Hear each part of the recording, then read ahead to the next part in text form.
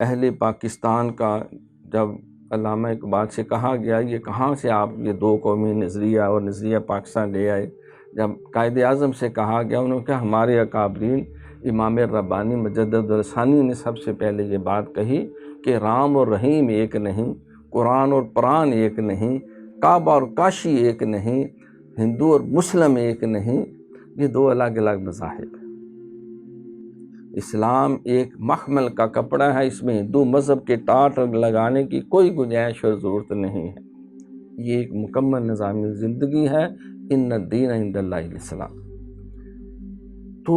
آپ نے سب سے پہلے کہا تھا کہ ہندو الگ قوم ہے، مسلمان الگ قوم ہے۔ آپ نے کہا تھا کہ جو توحید کو نہیں مانتا، جو نبی علیہ السلام کی نبوت اور رسالت کو نہیں مانتا،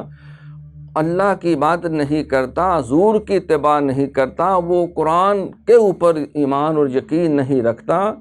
اسلامی تعلیمات کو وہ اپناتا نہیں ہے،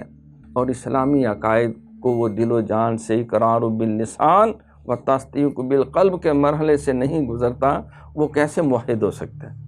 وہ کیسے اہل ایمان ہو سکتا ہے؟